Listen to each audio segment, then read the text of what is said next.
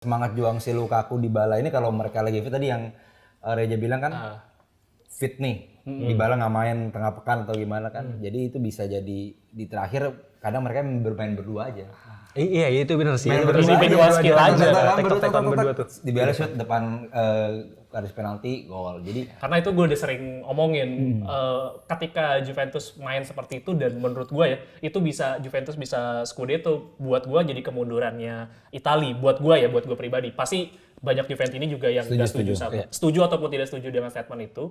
Tapi buat gue Italia itu lagi membangun trennya sendiri, main udah mulai lebih menyerang. Even mungkin yang lebih bertahan Inter lah ya, tapi mainnya juga masih lebih fluid. Inter tapi gigit, iya. Lebih ngegigit bertahannya bertahan rapi, mirip kayak Atalanta pada saat prime lah.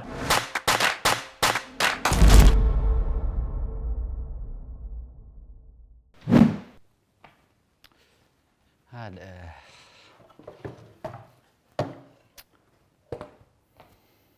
Si Alpin cuti juga lama bener lagi dah anaknya. Aduh. Si Pira minta kawin lagi. Pusing nih bapak. Ini mana nih langganan gue ya? Mana nih langganan gue? Biasanya ada. Aduh.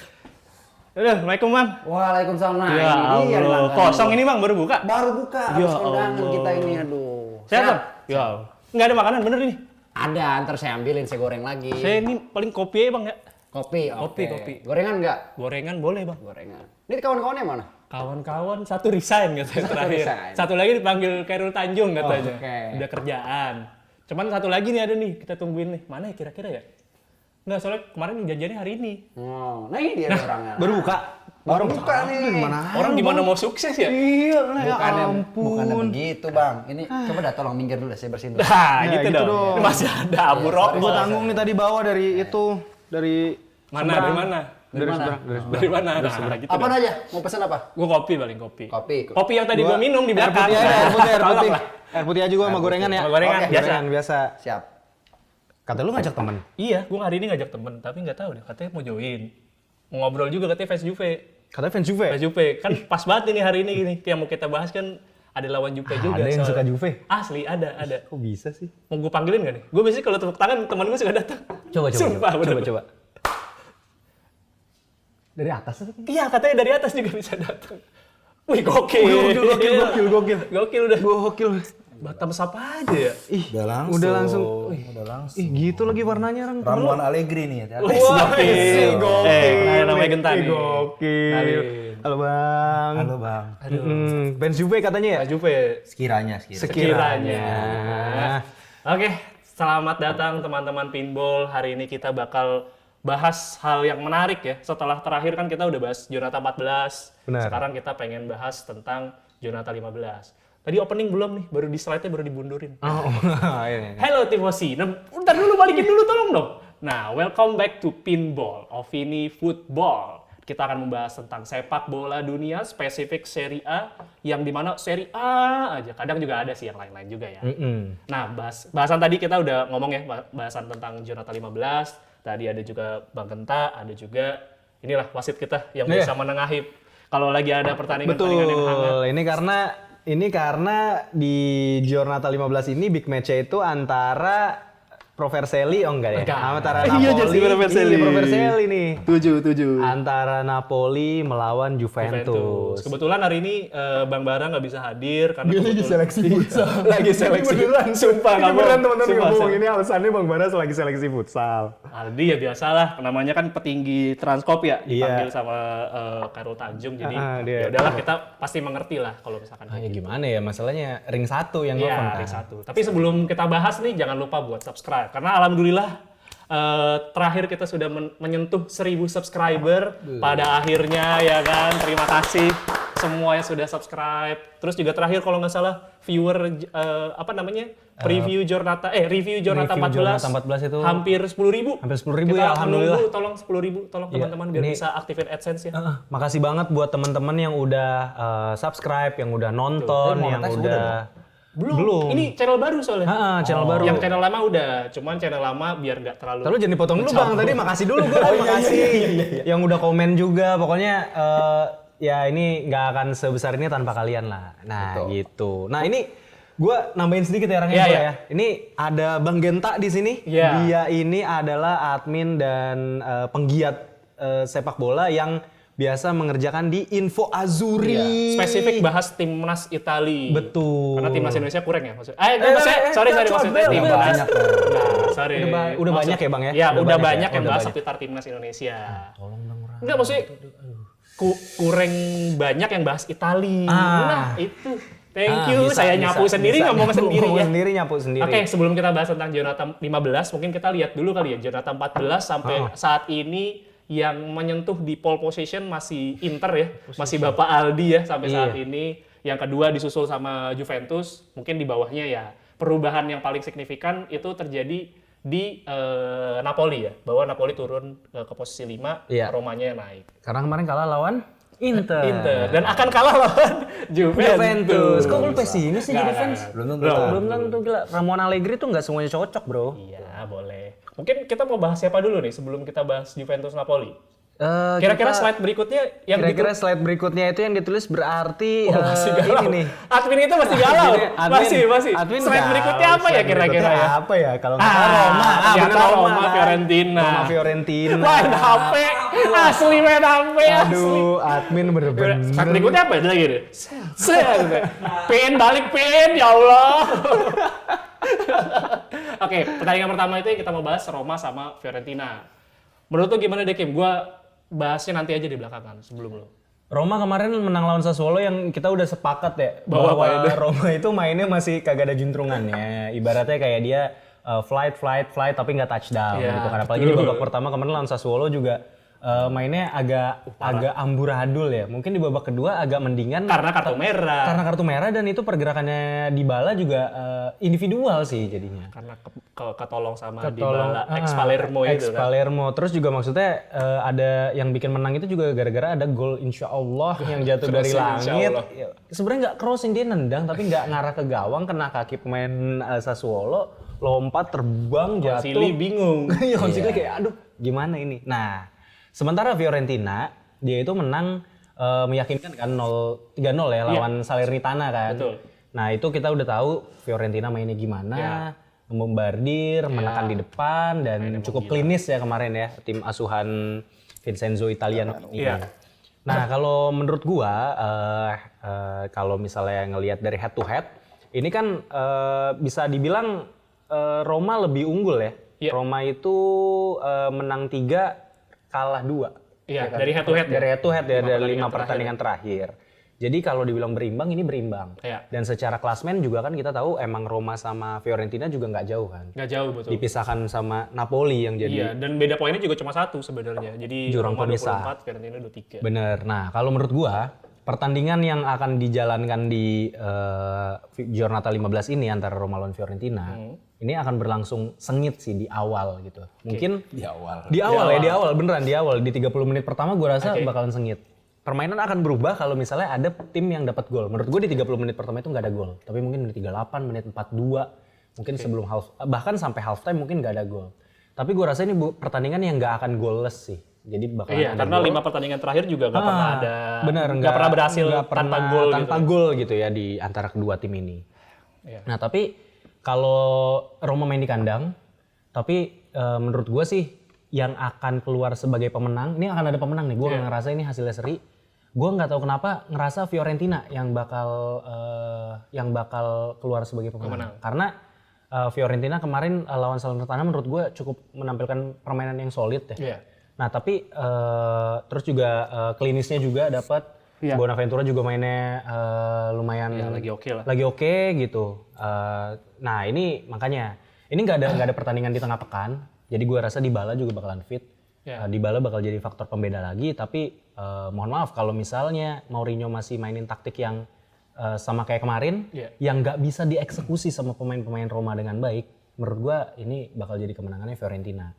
Ya kuncinya menurut gue ini mungkin balik lagi kayak yang gue jelasin pertandingan Milan lawan Dortmund kemarin, kuncinya itu kalau Roma mau menang, ini gue lebih ngunggulin Fiorentina ya. Kalau Roma mau menang itu Roma harus dapetin gol pertama, karena dia akan set the pace menurut gue. Prediksi skor?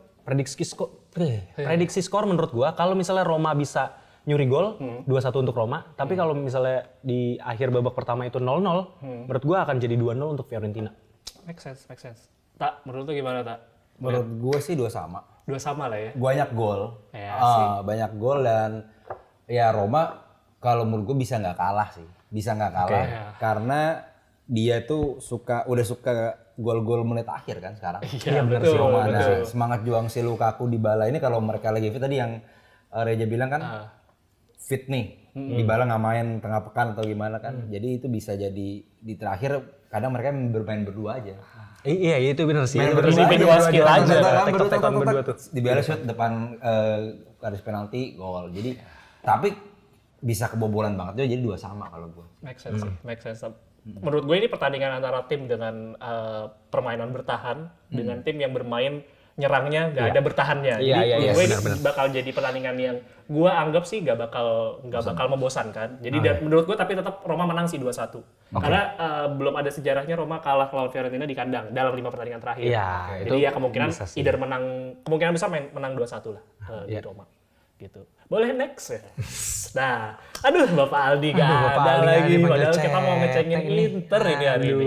Karena Inter bertemu dengan tim yang bermain dengan tingkat penyerangan yang cukup baik melawan Udinese. Di mana Udinese terakhir kemarin kita udah bahas ya menang seri 3-3 lawan Hellas Verona. Lorenzo Luca brace dan melawan Inter yang habis dikdaya melawan Napoli menang 3-0. Ngelihat dari historikal 5 pertandingan terakhir sih Udinese sempat dapat 1 kemenangan tapi sisanya 4 kekalahan. Dan ini bermain di kandangnya Inter. Menurut lu Tak gimana dari antara 2 tim ini? Kalau nggak salah minggu depan champion main nggak sih? Harusnya iya. Minggu depannya iya. Minggu depannya iya. Lagi ya. Iya betul. Jadi bermain. setelah pertandingan seri A ini. Nah Inter udah pasti lolos ya. Jadi kayaknya sih dia akan full tim ya lawan Indonesia karena dia tahu dia dikejar Juve gitu. Jadi menurut gue sih jadi champion malah mungkin bisa tim B lagi. Augusto lah dimainin backirnya. Di sini Di Marco yang dimainin itu aja juga. Jadi kemungkinan besar sih Inter bisa 2-0 sih. Itu penjelasannya Genta masuk akal sih, Ran. Menurut gue Inter ini bakalan abis-abisan. Lebih all out di sini. Gue rasa Lautaro juga bakal main dari awal. Kalau kemarin kan kadang Sanchez yang dimainin duluan kan. Nah gue rasa ini Thuram, Lautaro itu bakal jadi jugadornya. Betul. Lini depannya. Habis itu tengahnya juga ya udah rumusnya Inter untuk menang tuh. Barella, Calhanoglu, Mkhitaryan gitu ya.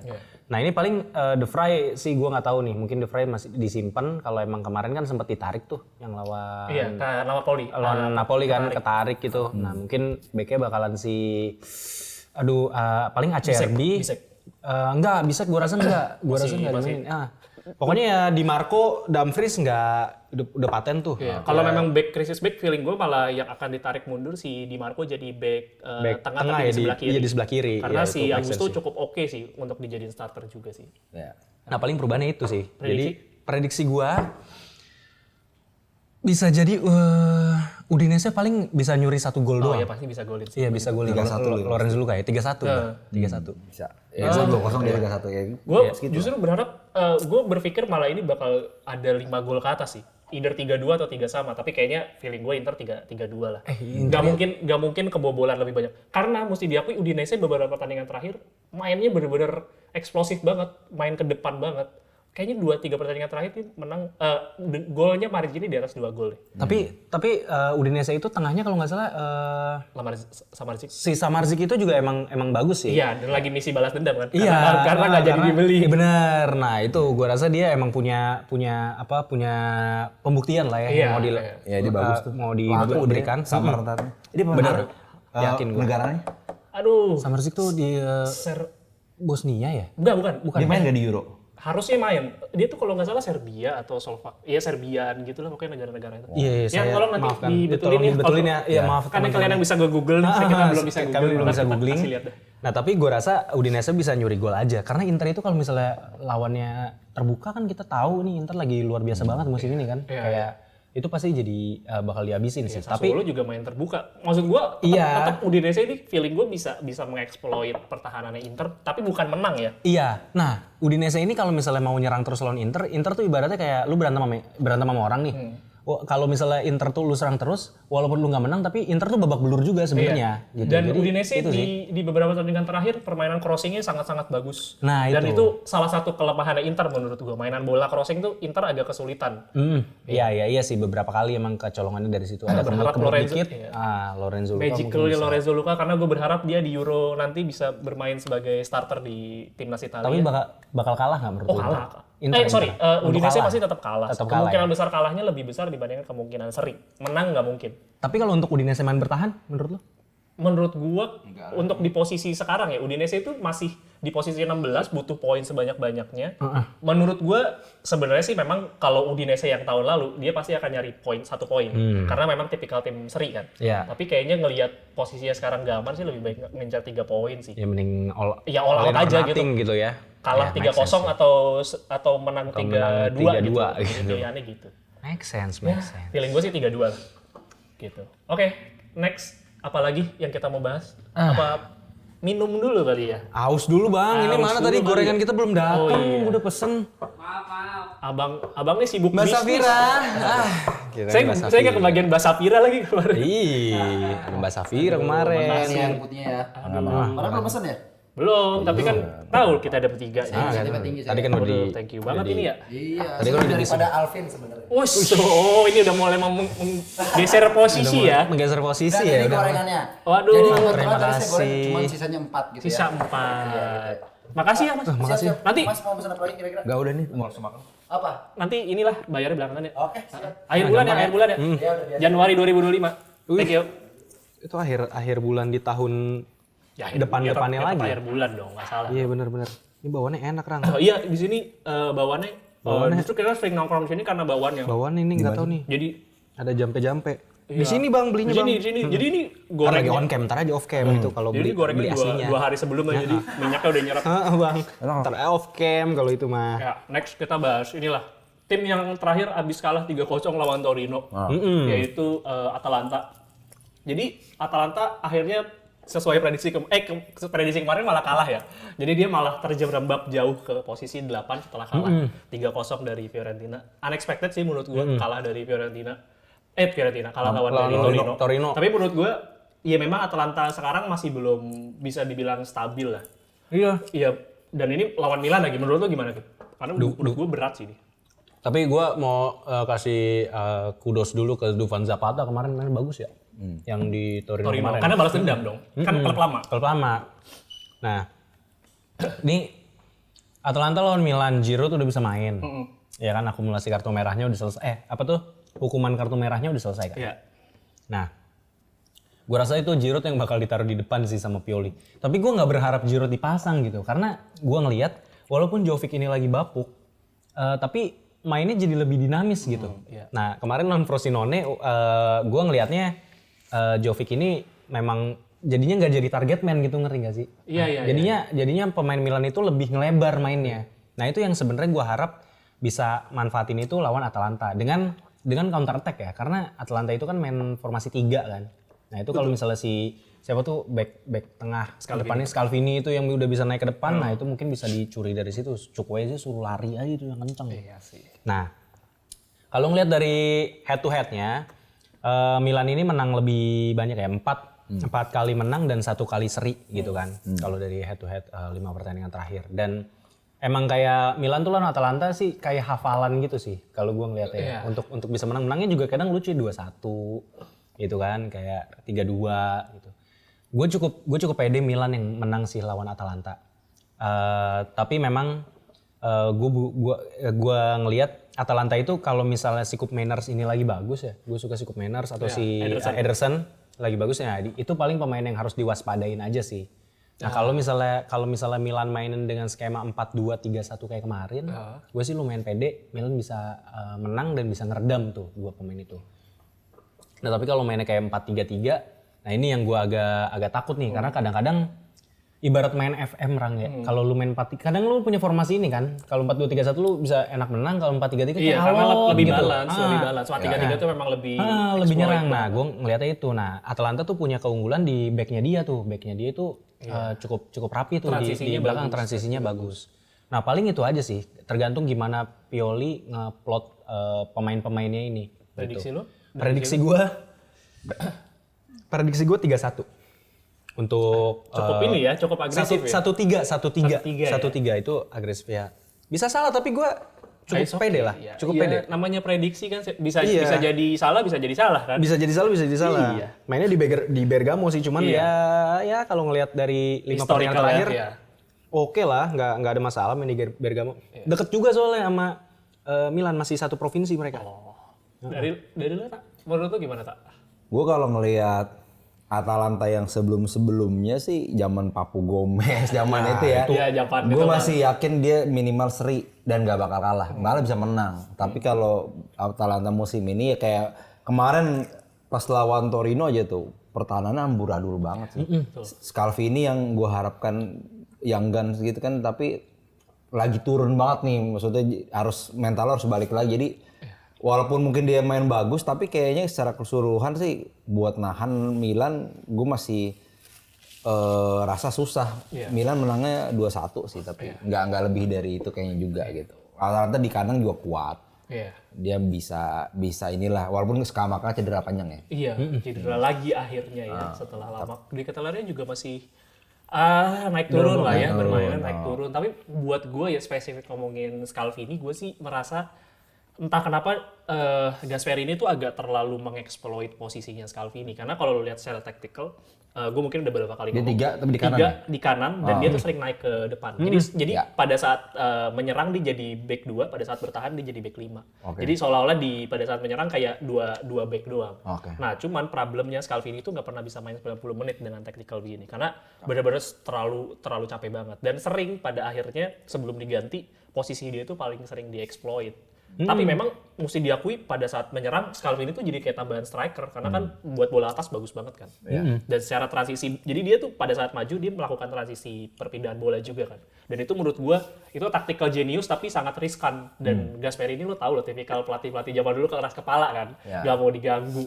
Nah menurut gua itu bisa jadi yang tadi lo bilang, bisa jadi dimanfaatin jadi celahnya Atalanta. Soalnya Atalanta gol cepat atau unggul duluan 2-0 Nah gitu. iya, dia kalau ketika dia unggul jadi berat sih Milan. Tapi kalau misalkan Atalanta kecolongan duluan, ya sama kayak Napoli, jadinya Milannya bisa lebih nyaman. Tapi satu yang harus dicatat, ini bukan pertandingan mudah juga buat Milan. Ini berat sih menurut gue. Biarpun Atalantanya juga angin-anginan tetap berat. Tapi feeling gue tetap lah 1-2 buat Milan sih. Benar.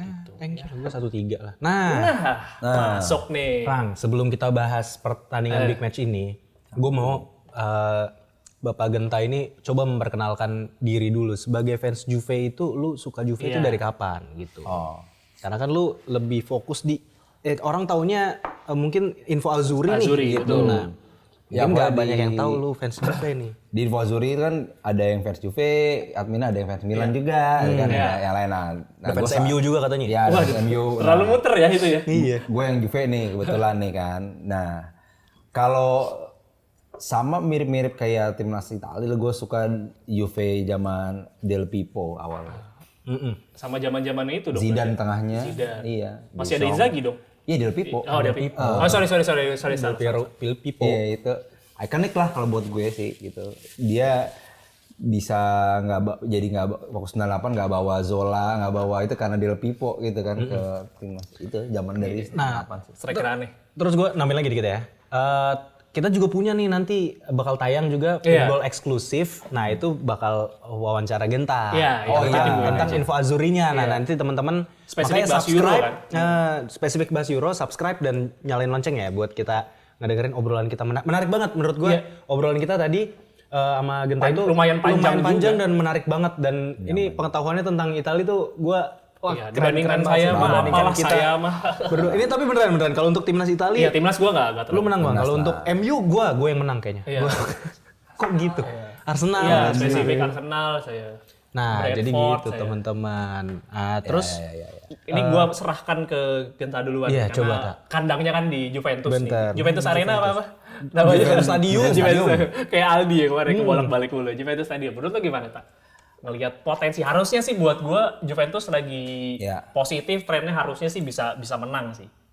Bisa menang tapi kayaknya pasti kebobolan. Kalau Napoli main di Juventus tuh selalu golin. Iya betul. Entah golin duluan ntar kesusul atau gimana gitu. Tapi benar menang sih bisa tipis-tipis 2-1 kalau dari materi sih memang Juventus lagi kayaknya nggak ada yang cedera deh. Setahu Locatelli aja sih, Locatelli tulang rusuk atau apa kan dia cedera, jadi 2 pertandingan terakhir mainnya tuh nggak 90 menit dan dia pemain pengganti gitu kan. Dan Locatelli itu kunci gitu, tapi sekarang sih yang lagi bener-bener megang banget sih Rabiot. Oh iya. Oh itu. Pemain yang belum mau berpanjang kontrak itu ya. Iya. Karena Mungkin ibunya.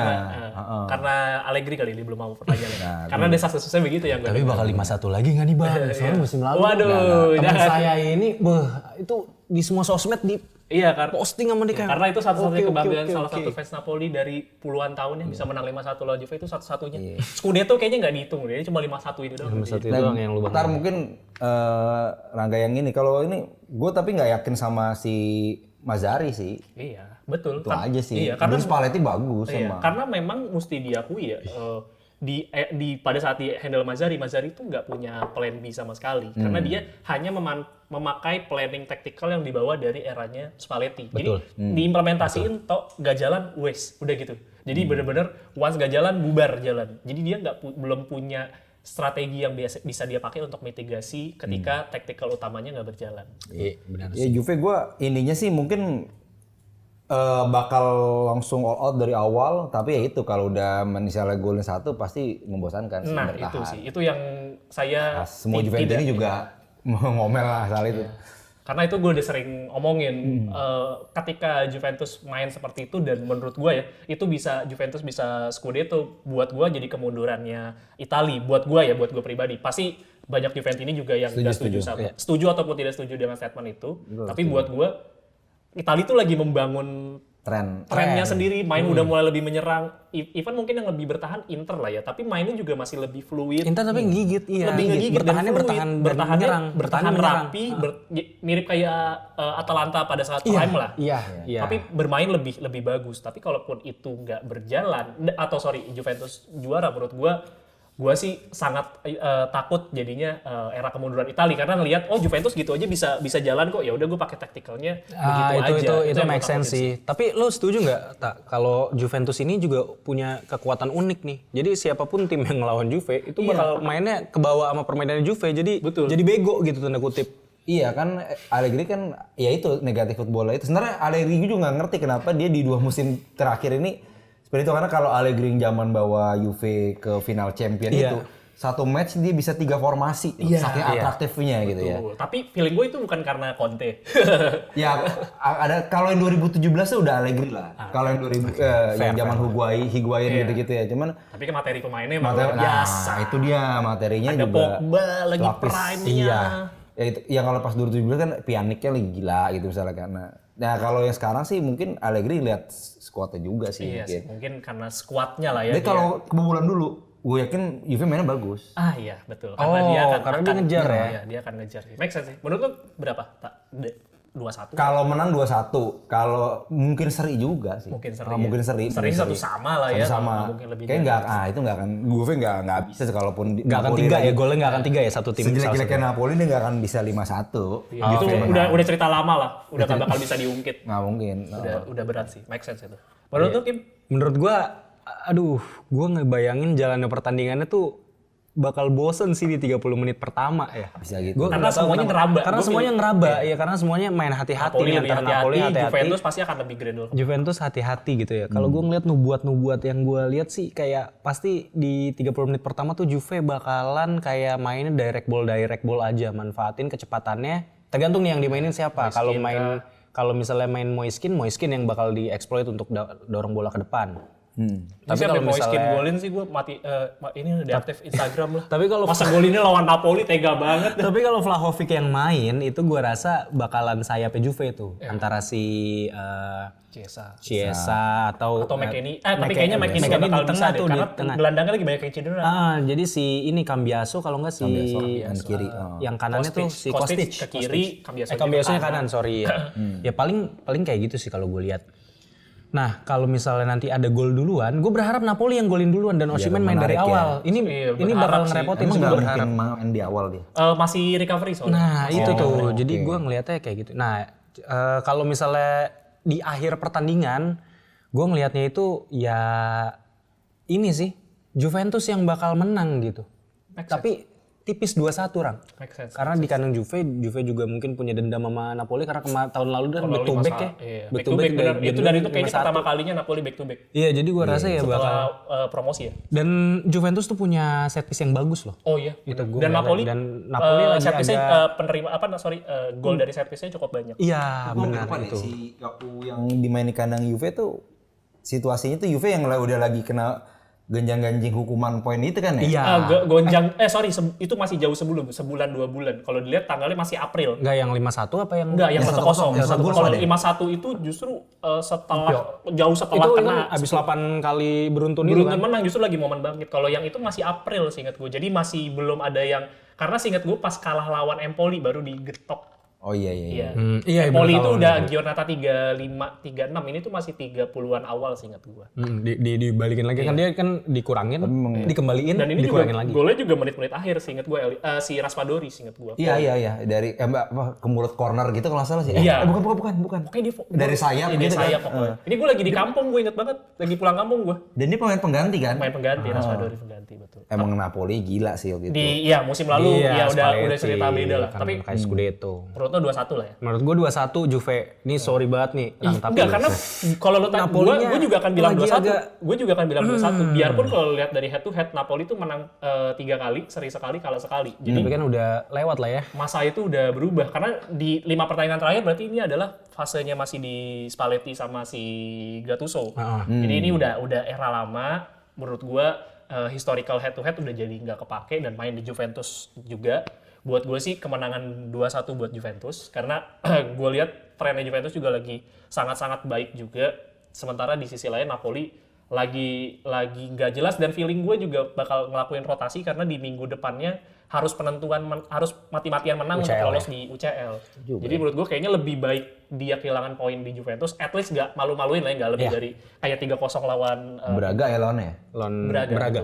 Tapi Ran, Gas lah. apa yang berat soalnya. apa yang menurut lu bikin Napoli itu bisa menang lawan Juventus? Faktor apa gitu? Apakah Lapar gue. Enak kan? Makanya enak kan? Apakah Osimhen main dari awal atau kayak Kvarat ngeluarin magic-magicnya?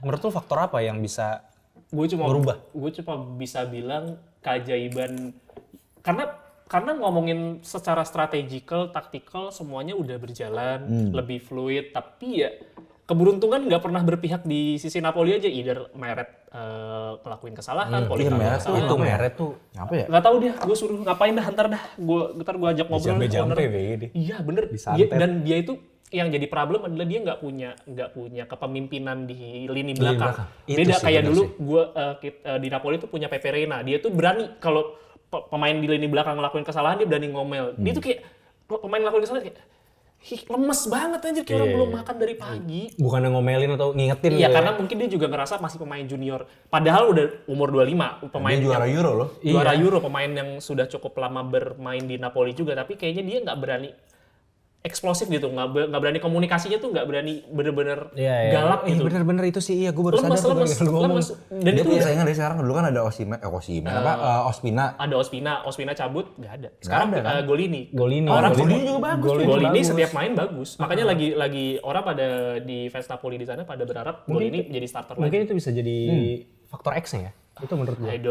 Golini tuh dibeli Tottenham kan waktu itu sempat. Iya betul, benar di Tottenham. Dia tuh akademinya MU. Seingat gua. Karena kalau lu main bola ya, menurut gua kiper itu tuh mood boosteran. Jadi kalau kipernya bisa main bagus, Ya, itu sumpah betul. itu mood booster banget buat pemain-pemain outfieldnya. Kipernya problem, backnya Iya, juga backnya jadi kayak males-malesan. dan ngaruh ke psikisnya Iya, gitu loh, kayak hawanya juga beda, nggak semenakut itu jadinya di lini belakang. Beda sama kalau kipernya Provedel gitu, beda vibe-nya. maksudnya gue kalau main bola nih, ya gue bukan profesional ya maksudnya, tapi kalau main bola gue jadi defensive midfield atau jadi back. Kalau misalnya kiper gue itu gue nggak yakin dia bagus, gue bakalan lebih cepat untuk turun dan ngebantu pertahanan, tapi jadinya rentan bikin kesalahan. Nah itu menurut gue yang jadi problem kalau kiper lu nggak bisa dipercaya gitu ya. Itu sih. Menurut gue sih, gue cuma berharap keajaiban Kvaratskhelia lagi main bagus aja sih.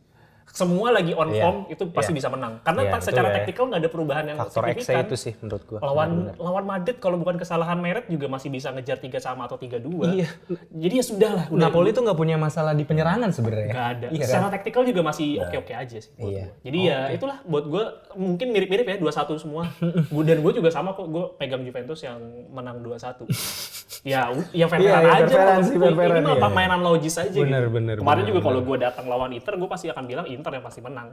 Tapi gue nggak berharap 3-0. Tapi nggak berharap 3-0. Gitu itu kan ada wasitnya itu aja yang agak kontroversial juga loh itu Bang. Yang dibilang saya nggak terima kekalahan, padahal saya cuma bilang, saya nanya itu pelanggarannya itu menurut tuh pelanggaran atau enggak, itu doang. Karena buat gue pelanggaran. Buat gue itu bakal tetap kalah, tapi bisa jadi nggak 3-0 kalau misalnya itu ada Osimhen ditembak penalti, dipelanggarin cuman nggak penalti. Apakah kalau itu penalti jadi menang? Tidak, tentu tidak. Tapi menurut gue ketidakadilan itu yang merubah jalannya pertandingan jadi 3-0. Menurut lo kenapa milih Mazzarri? Apa nggak ada lagi? Mentality aja sih. Karena waktu itu mau ngambil, dia butuh pelatih jangka pendek.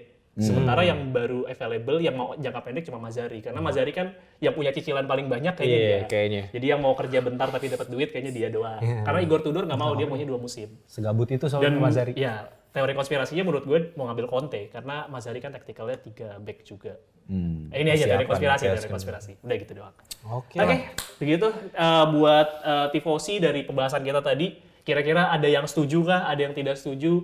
Atau tadi Napoli bilangnya harusnya menang kah lawan Juventus? Gak tahu ya kan? Jadi kalau menurut tifosi ada yang berbeda pandangannya, silakan komentar. Karena terakhirnya video terakhir kayaknya komentarnya lumayan panas nih kayaknya. Gara-gara panas lu nanti lihat aja deh. Coba lu lihat deh. Apa? Yang salah satunya kan ada Inter Napoli panas. Tapi yang berantem fans Milan sama fans Inter, gue juga bingung. Napolinya kagak ada yang ribut. Jadi pada yang berantem fans Inter lagi. Enggak, untung saya sebagai wasit nggak ada yang nyalain saya. Makanya gue bingung. Untung aja. Gue juga paling bingung dah, di kita itu yang paling banyak berantem kalau nggak Inter Milan. Mau yang dibahas yang ribut siapa? Yang berantem itu berdua dah. Iya. Ya tapi nggak apa-apa berantem lagi biar rame ya. Tolong ya. Tolong di-share ke teman-temannya, siapa tahu ini jadi teori konspirasi baru. Ada yang mau ribut di bawah. Yang bilang kita nggak bisa push up juga nggak apa-apa, komen aja semua yang banyak.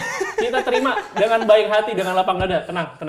Jadi buat kita sangat berterima kasih dengan atensinya ya, maupun yang baik maupun yang buruk. Kita sangat terima itu, jadi ya lebih banyak nggak didengar lah sebenarnya. Tapi nggak apa-apa, siapa tahu ada yang didengar. Kayak terakhir ya, kita bahas apa itu, panggil siapa kita datengin. Iya benar.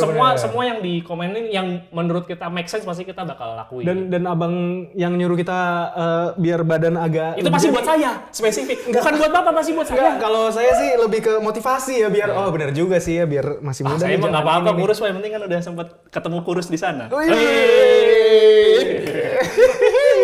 Thank you juga buat tifosi ya yang tadi udah nonton, udah komen. Jangan lupa subscribe karena kita targetnya ada 5.000 subscriber. Nanti yang buat hadiah 1.000 subscriber, kita menunggu produser kita balik. Katanya dia mau menghadiahkan bayinya untuk hadiah 1.000 subscriber. Siapa yang... Oh enggak ya, sorry.